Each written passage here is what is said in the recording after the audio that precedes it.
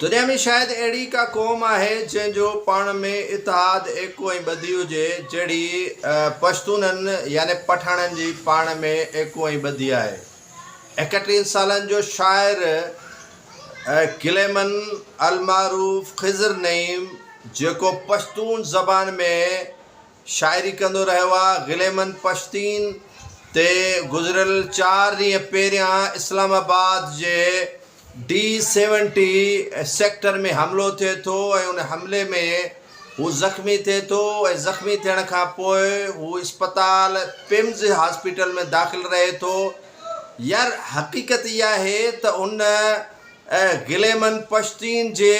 क़यादत न बल्कि इस्पताल जे आख़िरी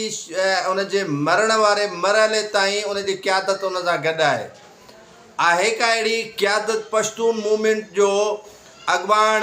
मंज़ूर पश्तीन, अली वज़ीर, मोहसिन दावड़ जेके बि ॾींहं हू ज़ख़्मी रहियो ऐं उन जे वफ़ात जो या इंतकाल जो जेसिताईं इतला न मिलियो उहे इस्पताल मां हिलिया न ऐं पिम्स हॉस्पिटल जे ॿाहिरां कैंप हणी जेको आहे सो पश्तून वेठा रहिया। ऐं उन जी छा हिकिड़ो शाइर आहे जेको पश्तून ॿोलीअ में पश्तून ज़बान में शाइरी करे थो ऐं उहो पश्तून माण्हुनि जे हक़नि जी ॻाल्हि करे थो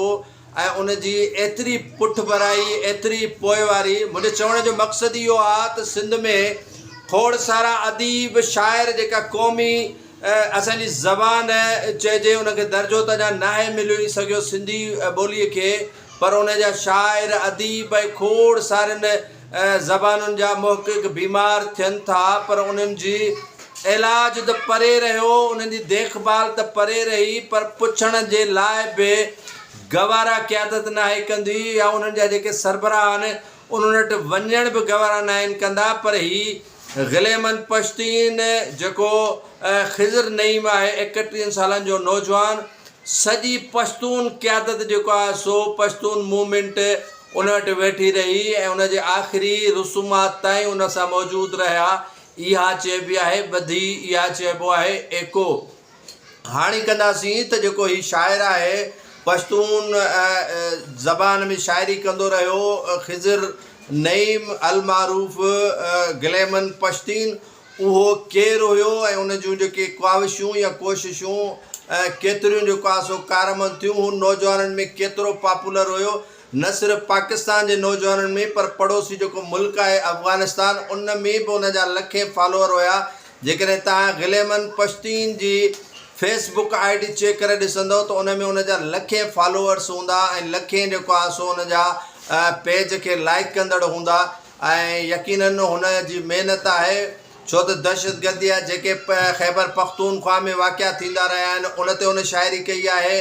ऐं उन सां फ़ौजी ऑपरेशन जे हवाले सां उन शाइरी कई आहे। हुन मज़बूत हिकिड़ो जेको आहे सो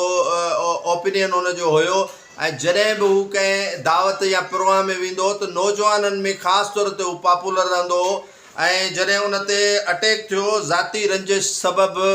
PTI जो टिकट होल्डर आहे वज़ीरिस्तान जो आज़ाद दावड़ हिकिड़ी तक़रीब में चवनि था वियो पियो उते त उन खे कंहिं बि क़िस्म जी अहमियत न ॾिनी वई। ऐं जॾहिं उते ही नौजवान गिलेमन पश्तीन वियो त उन खे सभ खां वधीक अहमियत ॾिनी वई, जंहिं ते हू महिमान ख़सूसी तौर ते शिरकत कंदड़ आज़ाद दावड़ कावड़जी पियो ऐं हिन जी गाॾीअ खे हिट कयो ऐं हिट करण खां पोइ उते उन जो मामिलो रफ़ा दफ़ा कराए वियो ऐं हिननि खे छॾछॾाव कराए वियो। पर चवंदा त जेका पठाण जे अंदरि बाहि आहे या विसामण वारी न हूंदी आहे, इहे क़बाइली झेड़ा पोइ शुरू थींदा आहिनि। जॾहिं इस्लामाबाद में ही नौजवान शाइर जेको आहे सो गिलेमन पश्तीन पहुतो त उन ते इहो हमिलो करायो। 17 खां वधीक माण्हुनि हमिलो कयो, जंहिंजी लीड जेको आहे सो इहा आज़ाद PTI जो अॻुवान दावड़ करे रहियो ऐं उन खां पोइ हिन ते हमिलो थियो। हमले में हू शदीद ज़ख़्मी थियो। जॾहिं पश्तून मूवमेंट जे सरबराह मंज़ूर पश्तीन ऐं अली वज़ीर मोहसिन दावड़ खे ख़बर पई त हू कारकुननि समेत पिम्स हॉस्पिटल में हुन जे इलाज जी मुसलसिल निगहबानी कंदो रहियो ऐं हुन जी ज़िंदगी ताईं जेसिताईं हू इंतकाल न करे वियो हुन जे अस्पताल ॿाहिरां वेठा रहिया ऐं उनजो लाश हिकिड़े जुलूस जी शिकिल में। मां तव्हांखे सिर्फ़ु इहो ॿुधाइण थो चाहियां दोस्तो त हिकिड़ो शाइर आहे, हिकिड़ो शाइरी करे थो, उनजो जुलूस जी शिकिल में लाश वज़ीरिस्तान वियो वियो, भरपूर अंदाज़ में उनजी तदफ़ीन थी ऐं उन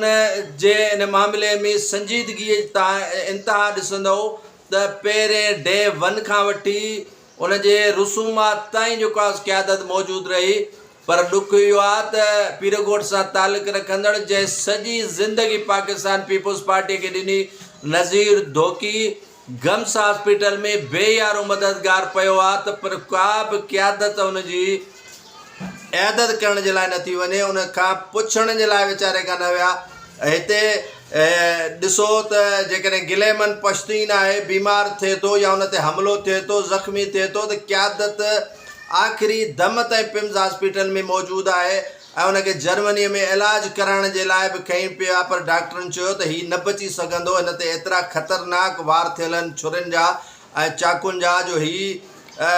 बची नथो सघे। तव्हां जर्मनी छा पर कहिड़े बि मुल्क में तव्हां उनखे खणी वेंदव पर हू बची न सघंदो। पर सकाफ़त खाते खे वरी जेकॾहिं ॾिसिजे त सिंध में शाइर अदीब क़ौमी